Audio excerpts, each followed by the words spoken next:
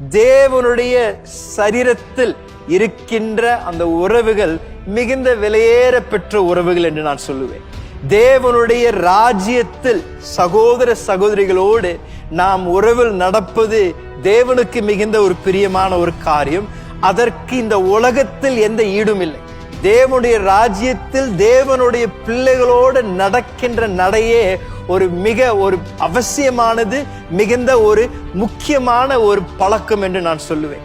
ஏனென்றால் தேவனுடைய பிள்ளைகள் ஒருவருக்காக ஜெபிக்க முடியும். தேவனுடைய பிள்ளைகள் ஒருவருடைய விசுவாசத்தை கட்டி எழுப்ப முடியும். தேவனுடைய பிள்ளைகள் ஒருவருக்கு உதவி செய்து ஒருவரை தாங்குவதற்கு அது உதவியா இருக்கின்றது.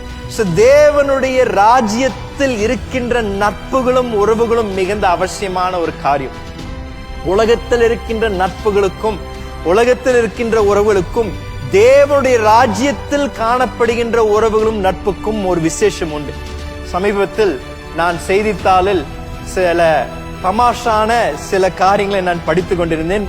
கேரளா மாநிலத்தில் ஒரு வாலிப தம்பி தன்னுடைய சிநேகிதியோட புத்தாண்டை செலவு செய்யணும் என்று மிகுந்த ஒரு வாஞ்சியோடு இருந்தாப்பியாம். பாலகாட்டுல குடியிருக்கின்ற தம்பி, அவருடைய சிநேகிதி கொச்சின்ல வாழ்ந்து கொண்டிருந்தால் அவன் பைக் எடுத்து விட்டு பாலகாட்டிலிருந்து கொச்சின் வரைக்கும் பைக்ல போய் அந்த சிநேகிதி அந்த கொச்சின் பட்டணத்துல ஒரு லேடிஸ் ஹாஸ்டல்ல தங்கி கொண்டிருந்தாலாம்.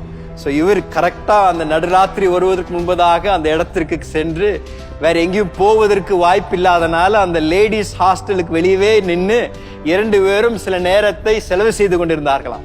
2 பேரும் பேசி கொண்டிருந்த நேரத்தில் திடீரென்று அந்த தெருவில் போலீஸ் ஜீப் வருகின்ற சத்தம் கேட்கப்பட்டதாம். கேட்ட உடனே 2 பேர்த்துக்குள்ளும் பதற்றம் உண்டானது. அந்த பையன் இப்படி திரும்பி பார்க்கறதுக்குள்ள அந்த புள்ள காணாம போயிட்டாலாம். எங்க போனாலும் தெரியலையாம். போலீஸ்கார வந்து அங்க நின்ன உடனே இந்த தம்பி ஒரு லேடிஸ் ஹாஸ்டலுக்கு முன்னாடி பைக்கை வைத்து உட்கார்ந்திருப்பது போலீஸ் உடனே சந்தேகத்தோடு அவனை பார்த்து விசாரணை செய்தார்களாம். விசாரணை செய்த பொழுது அவன் சொன்ன பெண்மணி எங்கேயும் காணவில்லையாம். உடனடியாக அந்த பையனை அந்த போலீஸ் ஸ்டேஷனுக்கு அழைத்து கொண்டு அங்க போய் காரியங்கள் எல்லாம் சரியாக நிரூபிக்கப்பட்ட வரைக்கும் அவன் போலீஸ் ஸ்டேஷன்ல இருந்து அப்புறம் ஃபைனை கட்டி அப்புறம் தான் அவன் வீட்டுக்கு திரும்பி போவதற்கு போலீஸ்காரங்க உத்தரவு கொடுத்தாங்களாம். அவ்வளவுதான் அவங்களுடைய நட்பு. அவ்வளோ நேசம் பாசம் உள்ள சிநேகிதி திடீரென்று போலீஸை பார்த்த உடனே ஒரு ஓட்டம் பிடித்து விட்டாலாம். இன்னொரு சம்பவத்தை படித்தேன்.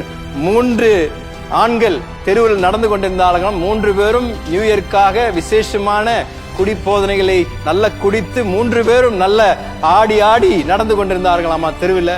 ஒரு மனிதன் திடீரென்று அதுல நடக்க ரோட்லயே தடுக்கி விழுந்த உடனே மீதி இருந்த 2 மனிதர்களும் அந்த விழுந்திருந்த மனிதனை தூக்குவதற்காக மிகவும் பிரயாசப்பட்டு கொண்டிருந்தார்களாம். அவனை மீண்டும் தூக்கி நடக்க செய்வதற்கு அவனோடு பேசி அவனை எழுப்ப பார்த்து கொண்டிருந்தார்களாமா. திடீரென்று போலீஸ் ஜீப் வருகின்ற சத்தம் கேட்கப்பட்டதாமா. விழுந்திருந்த மனிதன் திடீரென்று தெளிவாய் ஒரே ஓட்டம் பிடித்து அங்க இருந்த அந்த முட்செடிக்குள்ள ஓடி போய் ஒளிந்து கொண்டானாமா. இங்க வெளியே நின்றிருந்த 2 மனிதர்கள், உதவி செய்யணும் என்று இருந்த 2 மனிதர்கள் 2 பேரும் போலீஸால பிடிக்கப்பட்டார்களாம்.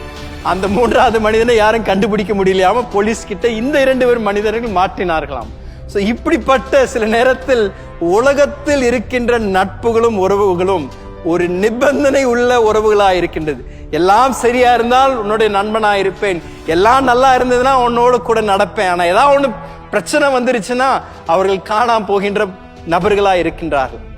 ஆனால் தேவனுடைய வார்த்தையில் நாம் பார்க்கும் பொழுது தேவனுடைய விருப்பம், தேவனுடைய பிள்ளைகள் ஒருவரோடு ஐக்கியம் இருந்து ஒருவரோடு கூட ஒரு நெருங்கிய ஒரு நடை இருந்து ஒருவருடைய விசுவாசத்தை கட்டி எழுப்பி ஆபத்து நாட்களில் பிரச்சனை நாட்கள் விசுவாசிகள் ஒருவரோடு நின்று ஜெபித்து மன்றாடி ஒருவரை உற்சாகப்படுத்தும்படியாக பல வசனங்கள் நாம் புதிய ஏற்பாட்டில் நாம் பார்க்கின்றோம். புதிய ஏற்பாட்டில் பல இடங்களில் இந்த வாக்கியம், ஒருவரை உற்சாகப்படுத்துங்கள், விசுவாசத்தை கட்டி எழுப்புங்கள், ஒருவரோடு கூட இருங்கள் என்று பல இடங்களில் தேவனுடைய வார்த்தை மீண்டும் மீண்டும் நம்மை ஞாபகப்படுத்துகின்ற